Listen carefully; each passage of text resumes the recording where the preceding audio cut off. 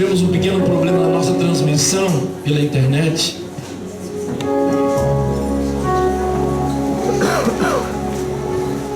Nós tivemos um pequeno problema na transmissão pela internet, mas já está reconectado. E os nossos irmãos que estão distantes, alguns nem tanto, né? Mas alguns estão em lugares tão distantes, como a Andréa Rosa, por exemplo. Ela está na Noruega, amados, é muito longe. E sempre nos acompanha, sempre assiste os cultos. E também tem divulgado, até inclusive para pessoas que não são brasileiros. Esses dias ela recomendou que uma pessoa assistisse o nosso culto e falou para ele: olha, vai ser bom para que você treine o seu português. Então já está sendo usado inclusive os nossos cultos, que são transmitidos ao vivo pela internet, para que pessoas de outros países, né, pessoas que não são brasileiros também possam acompanhar. Glória a Deus por isso. Eclesiastes capítulo de número 8, versículo de número 5 e 6. Eclesiastes, depois de Salmo, depois de Provérbios, vem o livro de Eclesiastes, capítulo de número 8, versículo de número 5 e 6. Diz assim: quem guardar o mandamento não experimentará nenhum mal, e o coração do sábio discernirá o tempo e o modo. Porque para todo propósito há tempo e modo, embora o mal do homem seja grande sobre ele.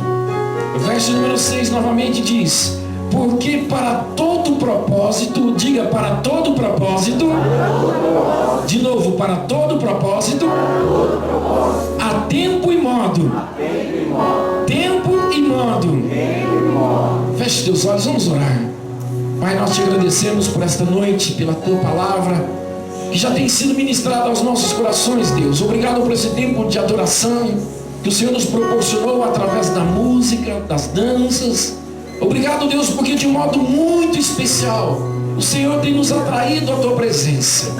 Obrigado por este lugar, por esta igreja. Obrigado por cada um dos irmãos que o Senhor tem levantado, Deus, para ministrar, Deus, no teu reino, através da tua palavra. Continua, Deus, nos abençoando nesta noite, falando conosco. Fala, Deus, com cada um daqueles que estão neste lugar. Fala também, Deus, com aqueles que nos acompanham, que nos assistem através da internet.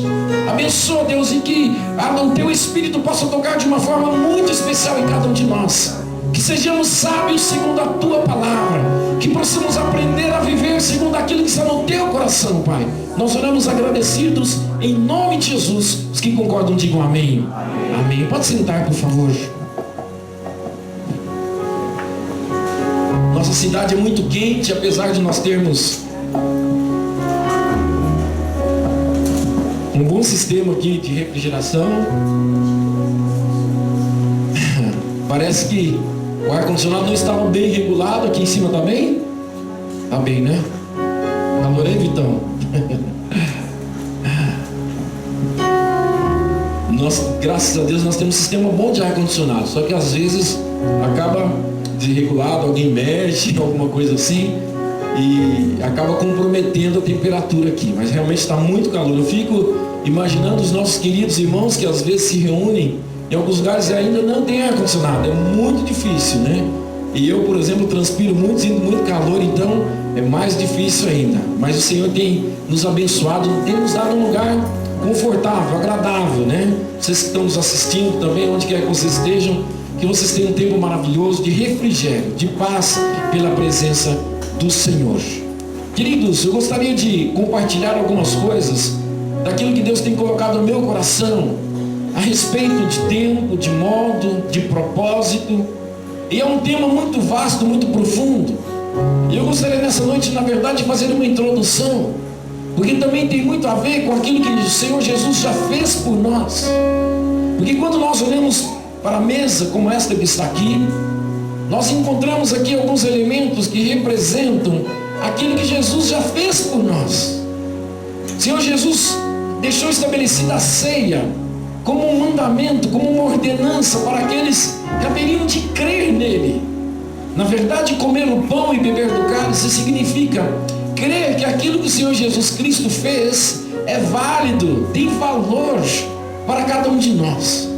Participar da ceia do Senhor, comer do pão e beber do cálice, significa trazer à nossa memória aquilo que Ele já fez por nós e aquilo que nós somos em Cristo, filhos de Deus, nascidos de novo, dependentes deste amor, dependentes deste cuidado. Quando nós comemos o pão e bebemos do cálice, nós estamos nos lembrando, trazendo à nossa memória: Jesus Cristo sofreu por mim, Jesus Cristo apanhou por mim, passou humilhação por mim.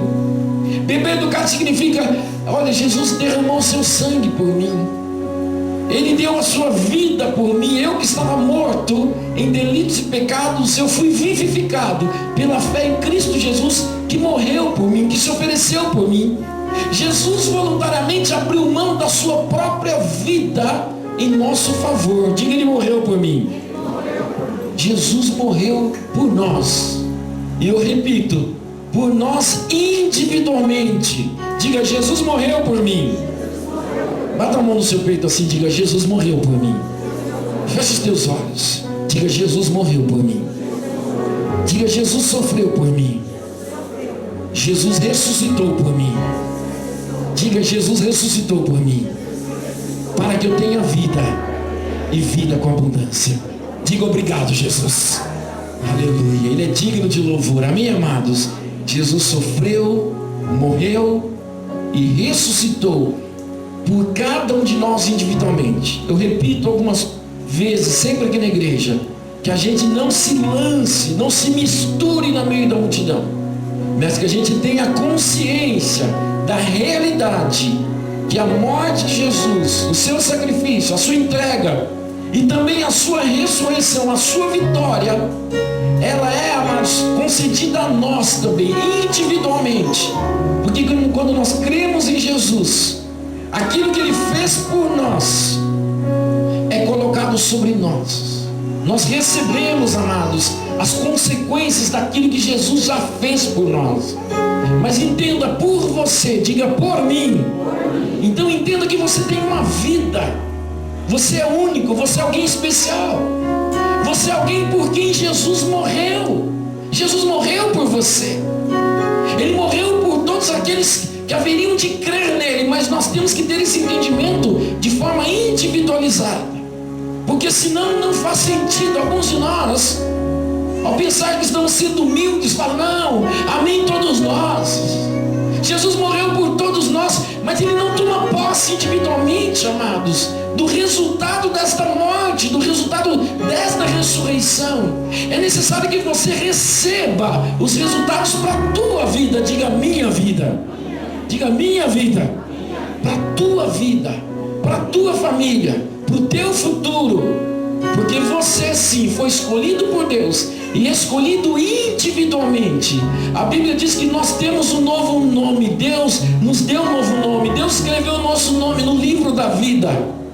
Ele não escreveu assim: olha, o grupo lá do bairro tal, da cidade tal. Ele escolheu o nosso nome. Ele nos escolheu e escreveu o nosso nome individualmente. Amém? Tem alguém nesse lugar que é filho de Deus? Diga: eu sou filho de Deus, porque Jesus Cristo morreu por mim, se entregou por mim e ressuscitou por mim. Aplauda o Senhor Jesus, porque Ele é digno de aplauso. Glória a Deus. Obrigado, Jesus, por morrer por nós, por cada um de nós.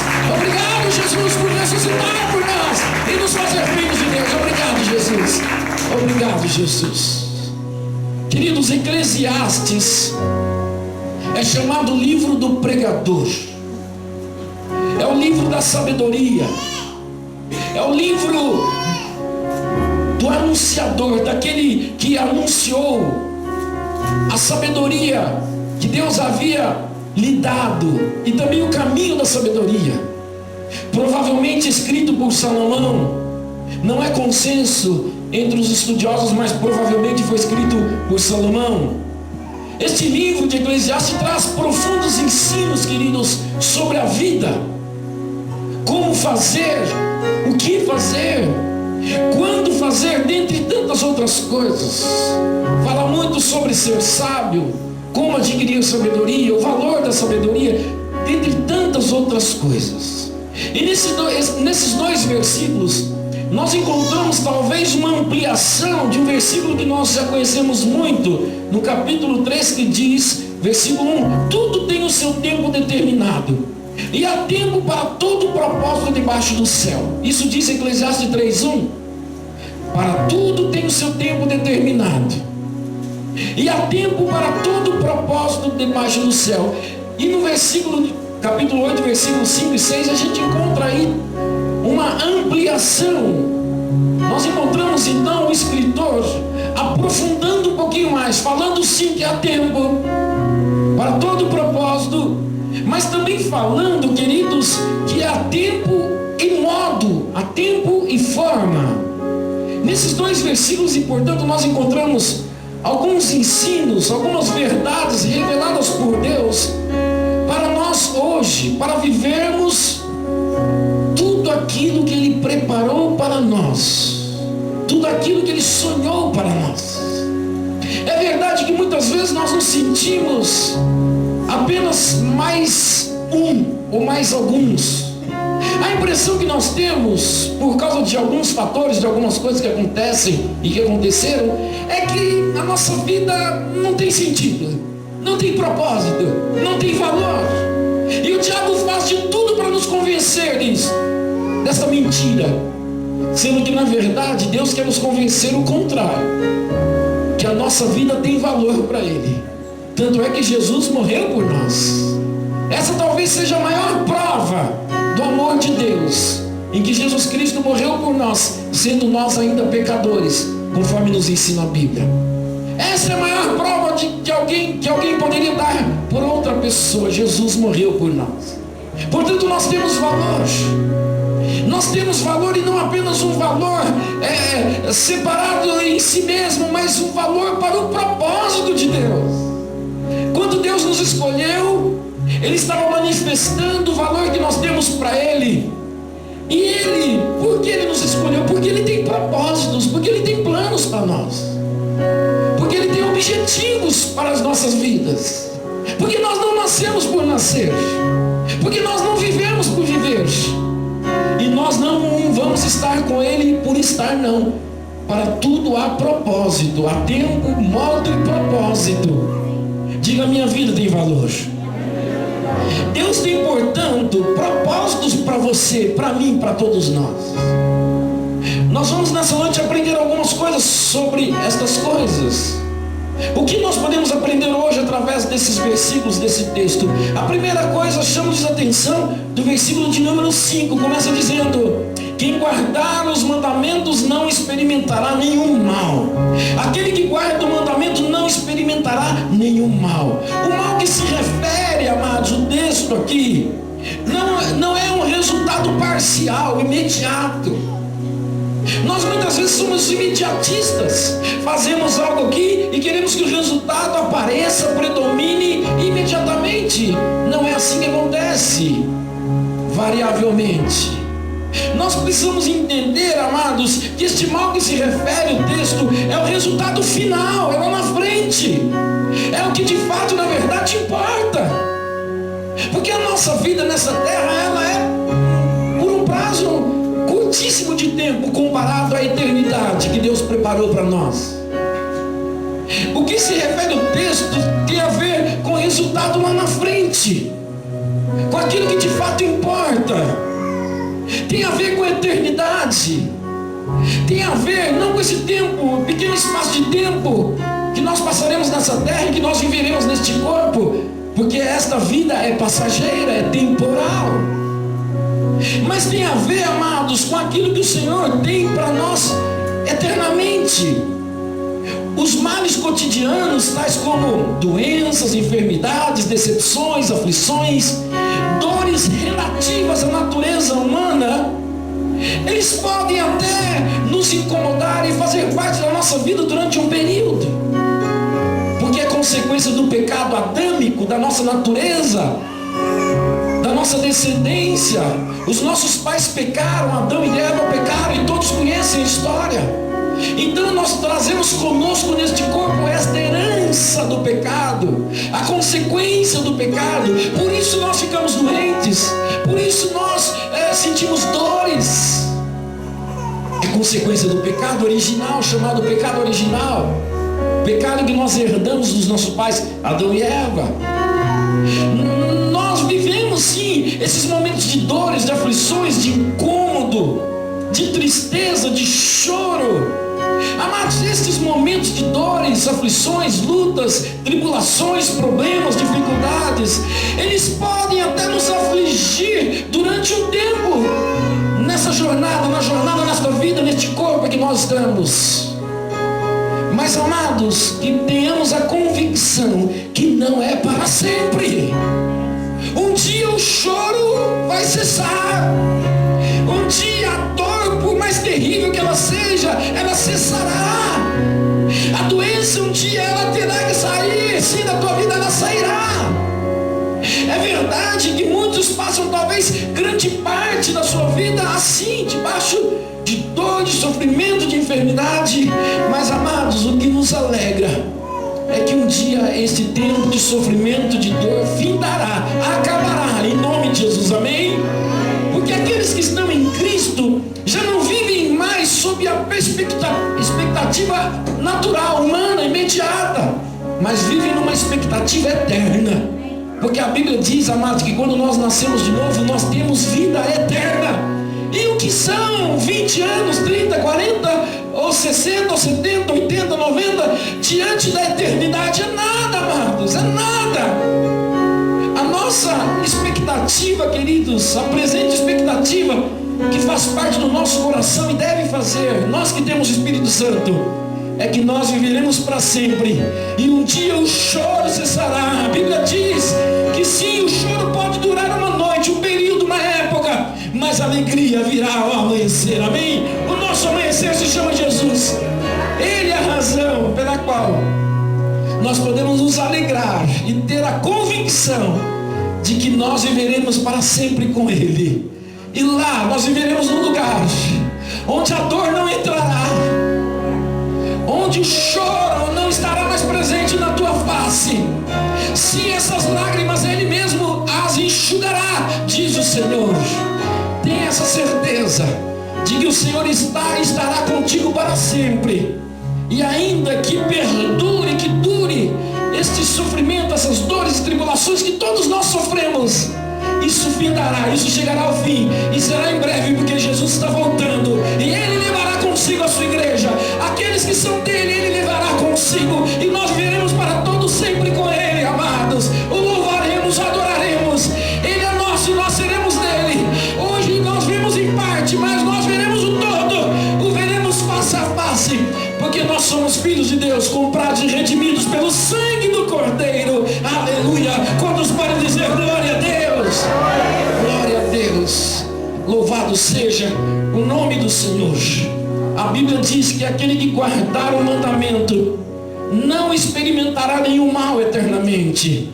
A Bíblia diz em 1 João capítulo 3, versículo 24, que aquele que guarda o mandamento permanece em Deus e Deus permanece nele. Aleluia, diga aleluia.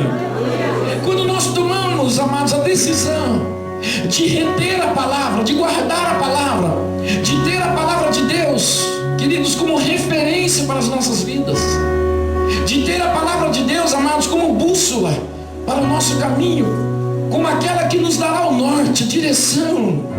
A Bíblia diz, e o próprio Senhor Deus garante, queridos, que Ele estará conosco, nós estaremos nele e Ele estará em nós.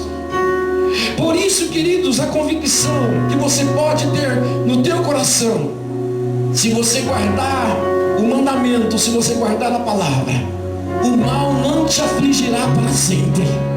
Você pode ter a convicção, querido, que o Senhor Deus é aquele que estará contigo, guardando a palavra. O Senhor estará contigo e você estará com Deus, amém?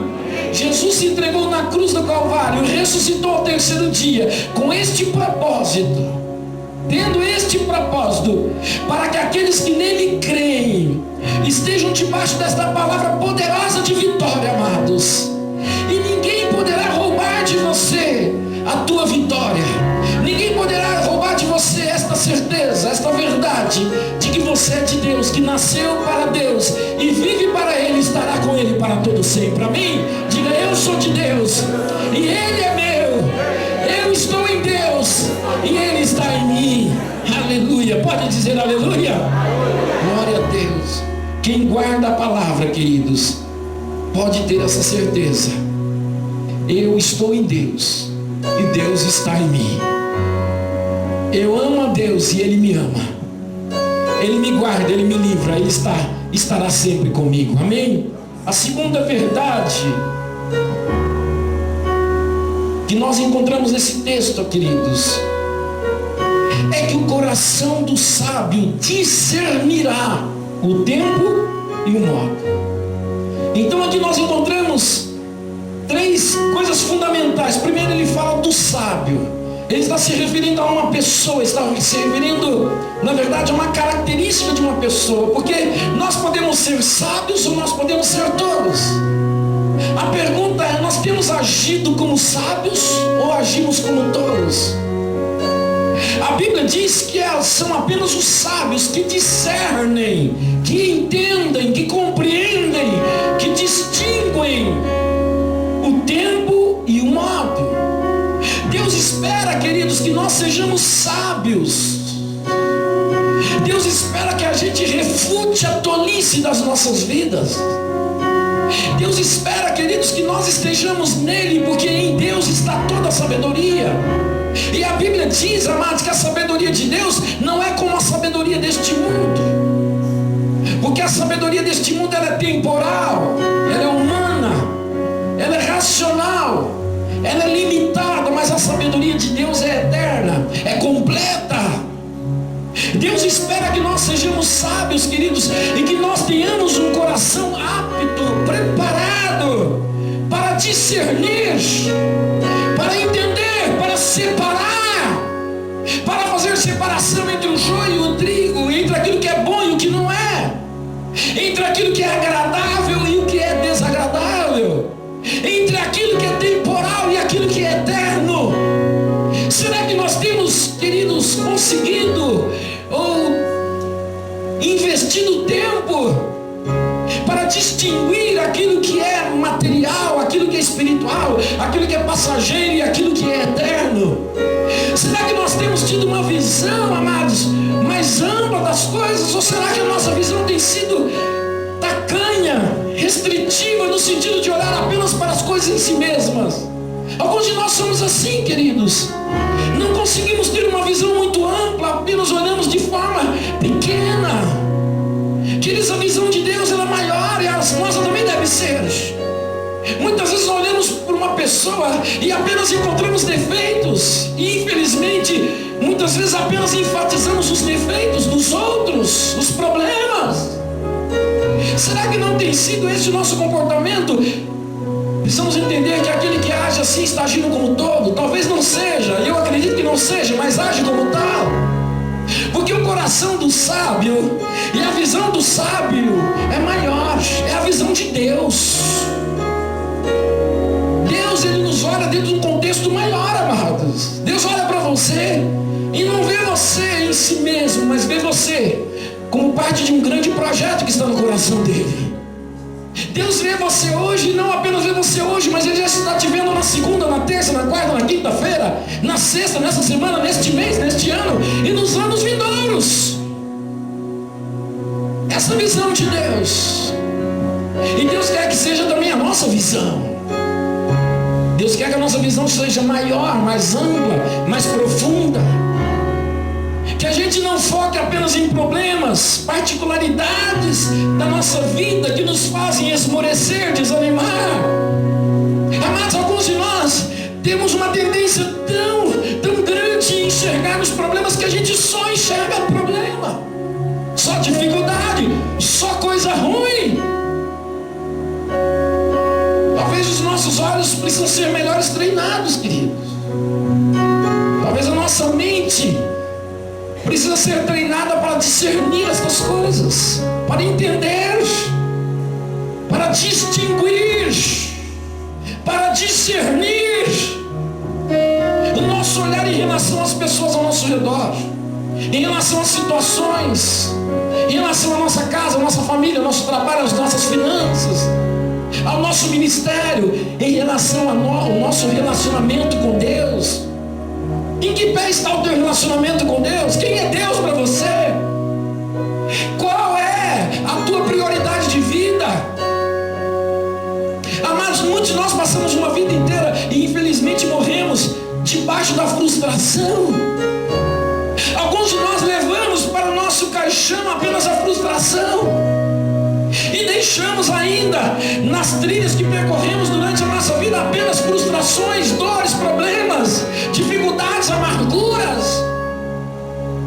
Ei, a tua vida tem sido a vida de um sábio, de uma sábia, ou de um tolo, de uma tola. A Bíblia diz que o coração do sábio discerne, entende, separa, distingue. Como temos vivido, como sábios ou como tolos? Quando nós olhamos para alguém, o que nós discernimos ou procuramos encontrar nas pessoas? Qualidades ou defeitos? O que mais você tem valorizado? Queridos, quantas vezes nós mergulhamos em um lamaçal de problemas, porque a gente só enxerga problema, só dificuldade. E isso, infelizmente, tem sido a tônica de muitas vidas, de muitas pessoas. Problema, dificuldade, aflição, luta. Como é que você está, meu querido? Eu estou bem, mas já vem. Eu me lembro que alguns anos atrás, eu tenho um irmão que era comerciante e eles brincavam, e eu trago isso à minha memória. Isso tem servido muito para mim. E eu me lembro que ele, o sócio dele, nós trabalhando juntos lá. Puxa vida, havia meses que a gente vendia muito, superava as expectativas em relação às vendas, comprávamos bem os produtos, tínhamos uma boa margem de lucro, né? Ganhávamos bastante no comércio. E aí chegava no final do mês, puxa, vendemos bastante, ganhamos bem, olha, compramos tanto, vendemos tanto, a margem foi boa. Tá bom, mas já viu como é que é, né? Não se pode, aí eles brincavam assim, não se pode reconhecer que está muito bem, não. Nunca pode falar que está bem. Olha o que o mundo oferece, o que o mundo ensina. Não pode falar que está muito bem, não, porque isso não é bom, isso não faz bem. E acaba um tipo de pensamento como esse sendo a expressão de uma superstição. Supersticioso não pode elogiar muito. Não pode falar que está muito bem, não. Porque isso não dá sorte, isso não é bom. Não. Então há pessoas que assimilaram esse tipo de conceito e vivem assim. Nunca fala que está bem. Nunca fala que está legal. Nunca diz que está feliz, que está realizado. Parece uma bobeira isso, uma besteira, mas queridos, isso acaba refletindo em muitas áreas das nossas vidas e até comprometendo a nossa felicidade. Por isso nós encontramos tantas pessoas amargas e amarguradas, porque acostumam a reclamar, acostumam a valorizar problema, dificuldade. E daí, meu querido, que de vez em quando você sente uma dor de cabeça, e o tempo que você não sente dor de cabeça, por que você não agradece a Deus? Querido, sabe o que nos falta? Cá entre nós em off, vou falar baixinho, falta-nos gratidão. Um dos remédios para a amargura do coração, da alma de muitos, chama-se gratidão. Diga gratidão. Diga para o teu irmão aí, bem baixinho assim, suave, gratidão. Gratidão. Quando nós somos gratos a Deus, gratos às pessoas, nós abrimos e mantemos aberto o caminho para que muitas outras coisas fluam para as nossas vidas. Mas amados, há muitos de nós que têm uma vida muito boa, comparado com outros que sofrem tanto, mas nunca se ouve uma palavra, uma expressão de gratidão. Nunca se ouve, queridos, desses lábios, uma palavra de gratidão, de louvor a Deus. Nunca agradece a sua esposa, o seu esposo, seus filhos, seus pais. Eu não estou acostumado com isso. É costume, então, muda. Queridos, precisamos estar dispostos a mudar. Agradecer as pessoas, muitas vezes por coisas simples do dia a dia. Agradecer alguém que lhe dá um copo d'água. Agradecer alguém que lhe dá um espaço para você passar. Agradecer o teu esposo, sabe, que de um gesto às vezes simples, bobo, corriqueiro, que vai lá lhe dar alguma coisa, que abre uma porta para você, que faz qualquer coisa, um gesto qualquer. Agradeça. Agradeça a tua esposa, que preparou às vezes com tanto carinho a mistura que você quer. Mas eu estou falando de coisa do dia a dia. Às vezes a tua esposa deixou de comprar algo para ela, para comprar alguma coisa para você. Talvez a carne que você gosta, ela não teria dinheiro para comprar essa carne, mas ela deixou de comprar outra coisa para ela, para comprar a carne que você quer, que você queria comer, que você estava com vontade. Aí você chega em casa, nem agradece a Deus, nem a ela, nem a ninguém. Senta, pega o prato e come. E depois que comeu, sabe, não vira nem do lado e fala, puxa, estava gostoso, obrigado. Às vezes o teu marido deixou de fazer outra coisa qualquer, de economizar qualquer coisa, para te dar alguma coisa. É barato, não é o valor monetário que vale a pena. A gente tem que parar de depender de valor monetário, amado. Escuta, uma expressão de gratidão: não tem dinheiro no mundo que compre. Não tem dinheiro no mundo que compre um obrigado. Este obrigado, esta gratidão, ela vale mais do que milhares e milhares de reais. Aprenda a ser grato. Aprenda a encher o coração do outro de alegria. Aprenda a agradecer a Deus pelas mínimas coisas. A Bíblia diz que se nós formos fiéis no pouco, sobre muito o Senhor vai nos colocar, amados. Fidelidade tem a ver com gratidão. Será que nós temos sido gratos a Deus, fiéis a Deus, naquilo que Ele tem colocado em nossas mãos? Amados, muitos de nós focamos em tantos problemas e dificuldades que a gente não vê a bênção de Deus, não vê o cuidado de Deus, não vê nada de bom, só vê coisa ruim. Que nós sejamos sábios. Diga: Senhor, me ensina a ser sábio. A Bíblia diz, e aqui esse segundo segredo é que nós precisamos ser sábios para discernirmos, entendermos e identificarmos o tempo e o modo. Deus espera que a gente possa entender, compreender, amados, que para todo propósito, inclusive propósito de Deus, diga: propósito de Deus. Olha para mim aqui, por favor, não se distraia. Pode acontecer o que for, não se distraia. Eu já falei aqui, acontece muito na nossa vida. A gente está caminhando por um caminho, de repente acontece qualquer coisinha, a gente pasma, né? A gente se distrai e já perde o foco. Olha aqui, queridos, para todo propósito, inclusive propósito de Deus, entenda isso. A Bíblia diz que para todo propósito, para os nossos propósitos, para os propósitos dos outros e para os propósitos de Deus, há tempo e modo. Há tempo e há momento certo, a hora certa. A Bíblia também diz que também há modo, há um jeito, uma forma, queridos, para que as coisas aconteçam. Não é em qualquer tempo e não é de qualquer jeito. Muitas vezes, amados, nós não nos submetemos ao Senhor em fé, em confiança, porque nós queremos que seja no nosso tempo e do nosso jeito. E aí a gente perde o sincronismo, a gente perde o andamento. Eu vou falar um pouco de música para que você entenda.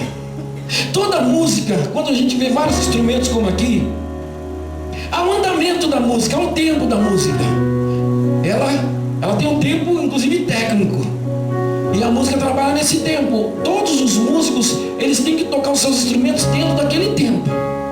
Se um desses músicos, ou vários, não importa, eles perderem o tempo, eles perdem também o andamento. E fica a música assim meio, sabe, meio. Se porventura o baterista, ele perde o tempo, ele adianta, ele vai mais rápido do que a guitarra, do que o contrabaixo, o tecladista, do que o violonista ou o percussionista, fica muito feio o negócio. Perde o tempo, perde o andamento, perde a cadência. cadência. Cadência é mais fácil de entender. Os soldados, quando estão em ordem unida, eles têm uma cadência, que é o tempo de levantar a perna direita, esquerda e bater e caminhar. Me acompanha, Guilherme, por favor. Assim, ó. Isso aqui é uma cadência. Ó, esquerda, direita, esquerda, direita. Ó, é o tempo certinho. Acompanha, Guilherme, olha lá. Senão você vai dormir, deixa eu dormir, não. Esse é o tempo, ó. Mesmo quando o soldado está marchando, tem um negócio assim, ó. Marcar passo. Fica no mesmo lugar assim, sabia, ó.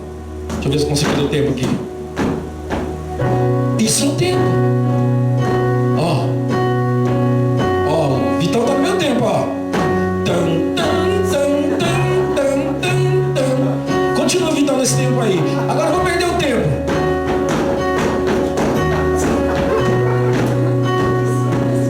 Ó, ele tá no tempo certo e eu tô descompassado, fora do tempo. Obrigado, Vitão. Queridos, deixe-me dizer algo que o Espírito Santo fala no meu coração. Alguns de nós estamos assim em relação às coisas de Deus. Estamos descompassados. Estamos fora do tempo. Via de regra, nós queremos apressar.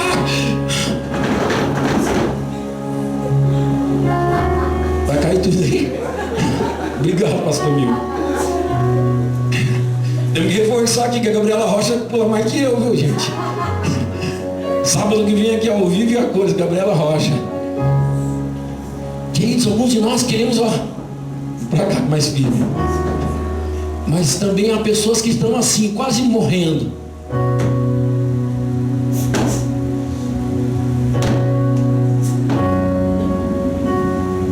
Lento demais. Muito rápido era quando estava no mundo. Para ir para o baile, para ir para a bagunça, para o boteco, tomar umas brejas, aí é rapidinho. Não tinha dinheiro, arrumava, pendurava. Mas para as coisas de Deus, infelizmente, alguns que são lentos demais. A Bíblia fala sobre isso, queridos. Alguns de nós, quando estávamos no mundo, investimos em amizades, pseudo-amizades, em passeios, mas ao chegar no reino de Deus, tem dificuldade em ofertar, em dizimar. Não, Deus sabe todas as coisas, eu estou meio apertado, não vou dizimar esse mês não. E deixamos de dizimar, queridos. E aí saímos fora do compasso, do tempo de Deus. Ora, quantos de nós temos perdido o melhor de Deus? Porque de repente veio o tempo de Deus de nos trazer uma resposta, de nos trazer um milagre, um suprimento especial, de nos trazer uma porção de prosperidade. E aí acontece conosco, queridos, aquilo que Deus não gostaria que acontecesse. Nós estamos descompassados, estamos fora do tempo de Deus, fora do lugar de Deus. Amados, muitos de nós temos sido encontrados por Deus em infidelidade. E Deus não pode nos abençoar porque nós estamos fora da palavra. Ai, pastor, mas eu oro, eu clamo, eu peço, eu jejuo, eu busco, eu oferto de vez em quando, até dizimar de vez em quando eu dizimo, mais ou menos umas 2, 3 vezes por ano. Pastor, eu não sei o que acontece. Eu vou te contar o que acontece, eu vou te responder em nome de Jesus. Você está fora do tempo de Deus, está descompassado. Olha, Deus está indo num ritmo, você está indo no outro. Deus nessa noite quer nos chamar, queridos, entrarmos em seu compasso, entrarmos no seu tempo, a nos movermos como Ele se move, a andarmos como Ele anda, no tempo de Deus, na hora de Deus, do jeito de Deus. Aleluia. Amados, muitos de nós estamos assim, não discernimos, não entendemos, e cá entre nós estamos iguais àquelas crianças. Eu não sei e tenho raiva de quem sabe. Muitas vezes nós somos incomodados com ensinos como esse, porque a gente não recebe bem, a gente não abre, não está disposto a mudar. Mas de tudo aquilo que vem de Deus para que a gente mude, é o que Deus entende como necessário para que Ele nos abençoe. Mudança, queridos, mudança segundo o coração de Deus traz bênção. Amados, arrependimento segundo a palavra de Deus, a vontade de Deus traz bênção. bênção para as nossas vidas. É isso que Deus espera para mim e para você. Quantos creem nisso? Diga: eu creio. Eu queria rapidamente compartilhar um exemplo daquilo que nós estamos falando e aprendendo nessa noite. Abra comigo em Jeremias, por favor. Capítulo 29. Há aqui uma passagem. Meu Deus, caiu quase tudo aqui do público. Há uma passagem que eu gostaria de compartilhar. E propositalmente eu trouxe meu celular. Não foi para ficar vendo o Face, mas foi para ler um versículo aqui, numa versão que eu achei muito interessante. Jeremias capítulo 29, versículo 10, diz assim: assim diz Yahvé, assim diz o Senhor. Jeremias 29, 10. Todos acharam? Digam amém. Assim diz Yahvé, assim diz o Senhor, assim diz Deus: quando se completarem os 70 anos da Babilônia, eu cumprirei a minha promessa a vosso favor, de trazer-vos de volta para este exato lugar. Porquanto eu conheço os planos que determinei a vosso respeito, declara Yahvé, planos de fazê-los prosperar e não de lhes causar dor e prejuízo, planos para dar-vos esperança e um futuro melhor. A outra versão diz: assim diz o Senhor, certamente que passados 70 anos em Babilônia, atentarei para vós e cumprirei sobre vós a minha boa palavra, tornando-vos a trazer a este lugar. Pois eu sei os planos que tenho para vós, diz o Senhor, planos de paz e não de mal, para vos dar uma esperança e um futuro. Queridos, nós encontramos aqui Deus falando ao seu povo. O povo de Israel se encontrava cativo na Babilônia, eram escravos, estavam sofrendo. Deus permitiu que o seu povo fosse cativo para a Babilônia, e lá estivesse para que eles aprendessem, crescessem, para que eles amadurecessem, para que eles dessem valor a Deus, às coisas de Deus, aos planos de Deus, aos projetos de Deus, para que eles não invejassem os seus vizinhos, para que eles não inclinassem os seus corações a outros deuses, como fizeram muitos daqueles que pertenciam a Deus, e como fazem muitos de nós ainda hoje. A Bíblia diz que Deus permitiu que eles fossem cativos. Amados, portanto, eles não estavam ainda vivendo aquilo que Deus havia preparado para eles. Eles não viviam ainda os propósitos do coração de Deus, ainda não.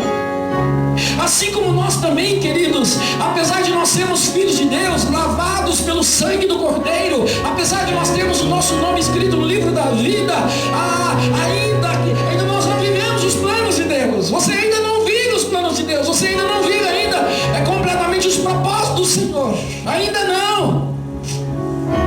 Queridos, nós precisamos entender que talvez ainda muitos de nós estejamos mergulhados e sofrendo em diversas situações, tais como problemas que parecem insolúveis, doenças, aflições, lutas intermináveis, injustiças. Queridos, nós precisamos saber que mesmo quando nós estamos debaixo de aflições terríveis, mesmo quando vivemos sob tribulações intermináveis, nós não deixamos de ser filhos de Deus. Nós não deixamos, queridos, de sermos salvos, de ter a vida eterna. Nós não deixamos de ser amados por Deus. Diga: Deus me ama. Deus te ama. Independentemente daquilo que você está vivendo agora, independentemente daquilo que você vai viver lá na frente.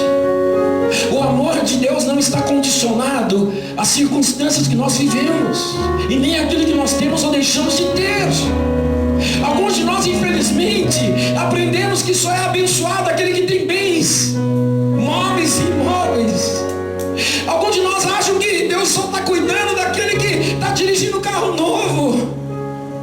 Alguns de nós pensam que Deus só se lembrou daqueles que têm casa nova, bonita, grande. Não, amados. Olha, aquele ali parece que é amado de Deus, porque ele usa roupa importada, porque ele tem dinheiro, ela tem dinheiro para ir no salão toda semana. Aquele é a mais amada de Deus. Não, amados, Deus nos ama, independentemente de como estiver a nossa situação financeira, independentemente do local que a gente trabalhe, independentemente da cor do nosso cabelo, independentemente de lutas, problemas, aflições. Deus nos ama. Diga: Deus me ama. Deus te ama, e Ele continuará te amando, ainda que você você passe pelo vale da sombra da morte, Ele vai continuar te amando. O tempo, o modo, o propósito. Pai, eu não quero viver de qualquer forma, de qualquer jeito. Mas eu quero, Deus, nesta noite, fazer uma aliança contigo, Deus, de comprometimento com a tua palavra, com os teus propósitos, com os teus sonhos. Ainda, Deus, que o meu tempo não seja o teu, eu esperarei em ti, confiarei em ti e entenderei que o teu tempo, Deus, é melhor do que o meu, que o teu jeito é muito melhor do que o meu. Se você está disposta nesta noite a falar desta forma para Deus, a permitir que Ele assuma o controle da tua vida, a direção do teu viver, eu te convido a ficar de pé em nome de Jesus. Nós vamos orar. E antes de nós comermos os pães que representam o corpo de Jesus, antes de nós bebermos os cálices que representam o sangue de Jesus, nós vamos falar com Deus individualmente no nosso lugar. Este momento não é um momento para que ninguém ouça a tua oração, é um momento para Deus ouvir a tua oração. Você pode até ficar com a sua boca fechada e não falar nada, você tem essa liberdade. A decisão é tua.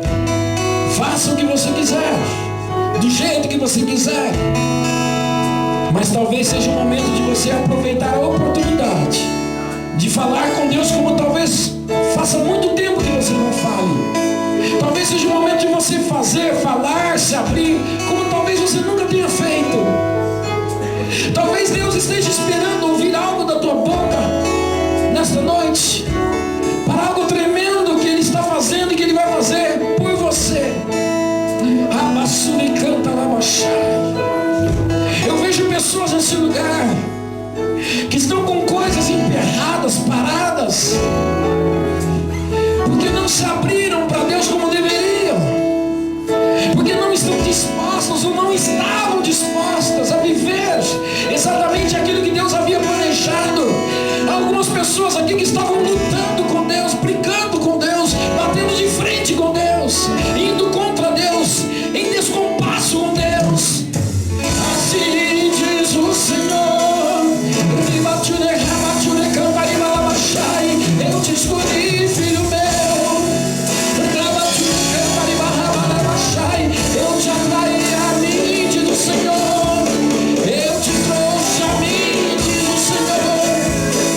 Eu te amo, eu te amei, eu te escolhi e te atraí a mim, diz o Senhor. Eu te trouxe a mim e assim te digo nesta noite: oh, eu tenho planos, eu tenho propósitos sobre a tua vida. Sim, o propósito do meu coração é excelente em teu favor. Abra o teu coração antes de comer do pão e beber do cálice. Discirna, entenda o significado. Quando nós comemos o pão e bebemos o cálice, nós estamos renovando a nossa aliança com Deus, renovando a nossa comunhão, o compartilhamento daquilo que nós temos e aquilo que Deus tem conosco. Isso é comunhão.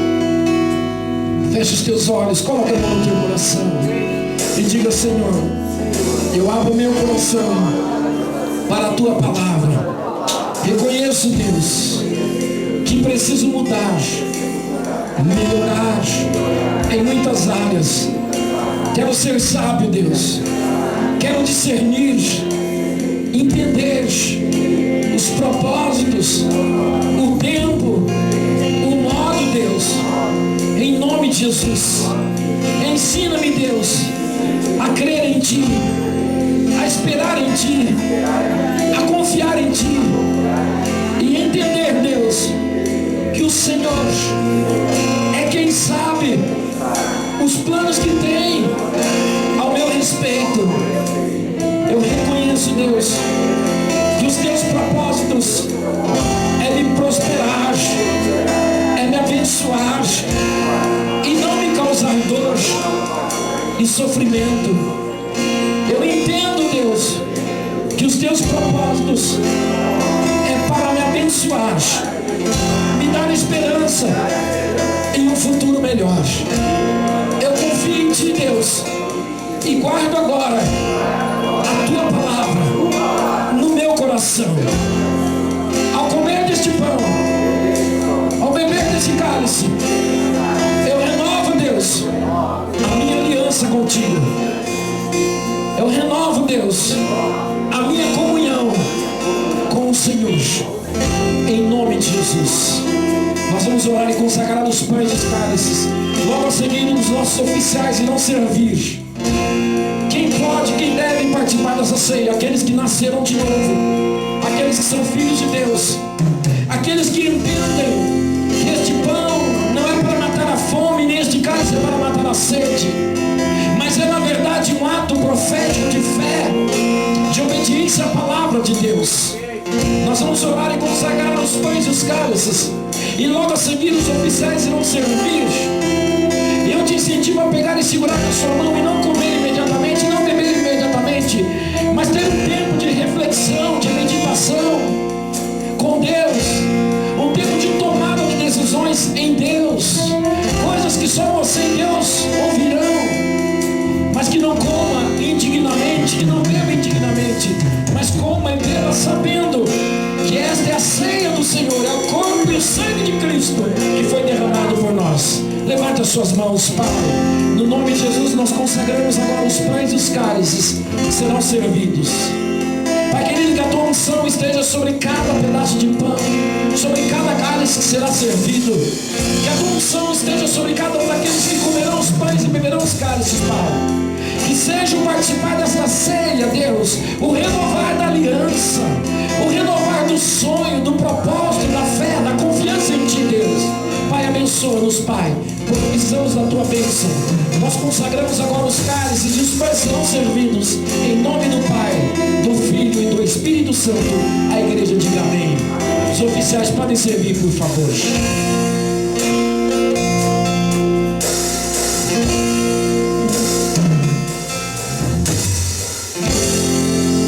Uma chance igual a esta, talvez eu não tenha mais.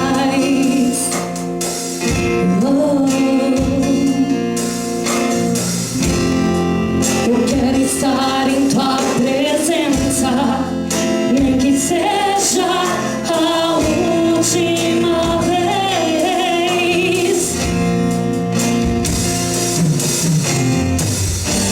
Se tiver que gritar, eu gritarei. Se tiver que chorar, eu chorarei. Se tiver que humilhar o meu espírito, assim o farei. Me dá mais uma chance.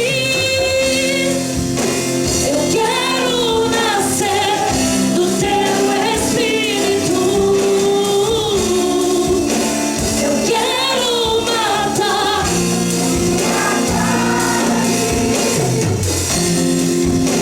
fazer tua vontade, doce Espírito, que a minha vida seja tua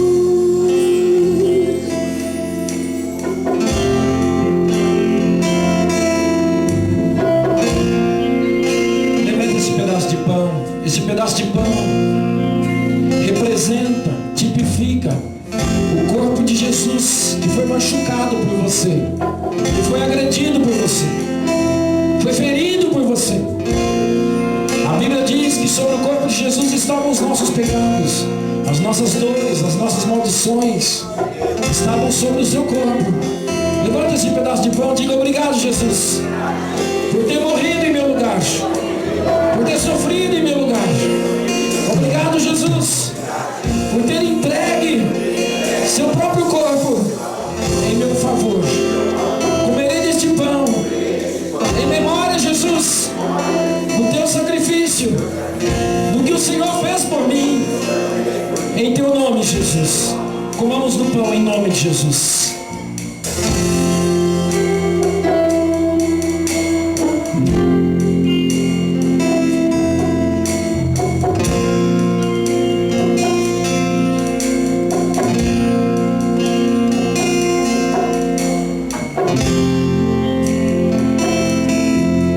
Obrigado, Jesus.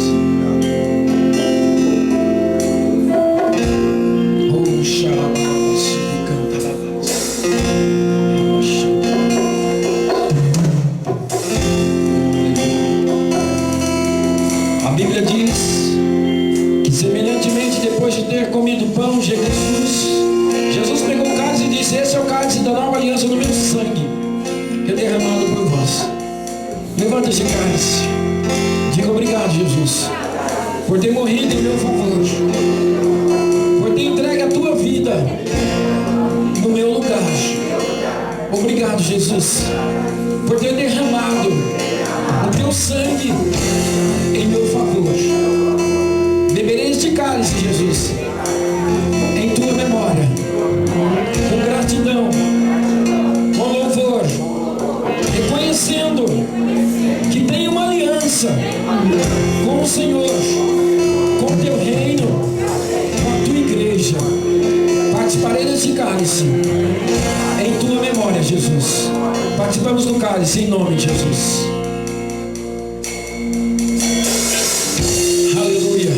Eu quero nascer do teu Espírito. Eu quero matar minha carne, fazer tua vontade, doce Espírito. Que a minha vida seja a tua vida,